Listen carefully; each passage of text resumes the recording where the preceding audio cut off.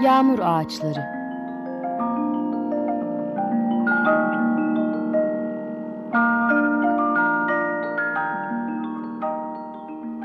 Bir varmış, bir yokmuş.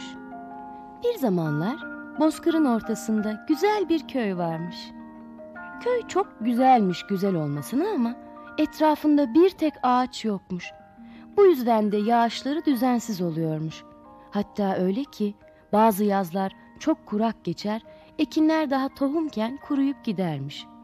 Zavallı köylüler gece gündüz gökyüzünü gözler, bir tek bulut görseler yağmur geliyor diye sevinirlermiş. Ama çoğu kez bulutlar üstlerinden gelir geçermiş de tarlalarına bir tek damla düşmezmiş. Yakınlarında bir dere varmış. Fakat yağışsızlıktan günden güne, aydan yıla o derede kurumaya başlamış. Artık o köyde kimsenin ağzını bıçak açmıyormuş. Bir gün o köye bir satıcı gelmiş. Ben diyormuş, yağmur satarım, sağlık, neşe satarım. Köylüler onu şaşkınlıkla dinliyorlarmış. Yalnız yabancı onlara demiş ki, fakat sizler de bana yardımcı olmalısınız. Hem bu iş aceleye de gelmez. Beklemeyi bilmeli, hatta birkaç yıl sesinizi çıkarmamalısınız. Karşılık olarak da sizden bir tek şey isterim. Artık dolaşmaktan yoruldum. Buraya yerleşmek isterim. Köylüler o kadar umutsuzlarmış ki, hani taştan derman arar derler ya, onlar da öylelermiş. Satıcıya bir ev, bir tarla vermişler. Satıcı da bir gün onları etrafına toplamış. Elinde bir heybe varmış. Herkes merakla heybeden gelecek yağmuru bekliyormuş. Fakat satıcı heybeden çıkara çıkara ağaç fideleri, tohumlar çıkarınca iyice sinirlenmişler. Bunlarla mı yağmur gelecek? Bizi aldatmış olmasın sakın diye söylenmeye başlamışlar. Satıcı onların kendini küçümsediklerini anlamış.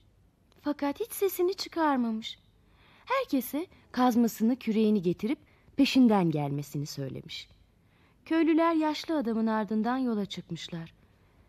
Yabancı adam önce suyu iyice azalmış dereye gitmiş. Heybesinden kavak ve söğüt ağaçlarının fidelerini çıkarıp oraya dikmesi için köylülere seslenmiş. Köylüler de bu fidelerin ne işe yarayacağını hala anlamamışlar. Ağaçları dikmişler. Satıcı burası sulak olduğu için bu ağaçlar çabuk serpilir, boy atar demiş. Ondan sonra da yine köylülerle birlikte köyün bütün çevresini dolaşmış. Toprağı iyice inceleyip uygun bulduğu yere uygun ağaç fidesini dikmiş. En çok da çam cinsi ağaçlar dikmiş. Asıl zorluk bundan sonra. Fidelerin kurumaması için sık sık sulamak zorundayız. Bu işte aylarca sürebilir demiş. Köylüler buna da peki demişler. İnananlar olmuş, inanmayanlar da olmuş. Ama herkes ağaçları sulamaya gitmiş. Kuyulardan kovayla su taşımışlar, çaydan su almışlar. Hiçbir ağacı kurutmamışlar.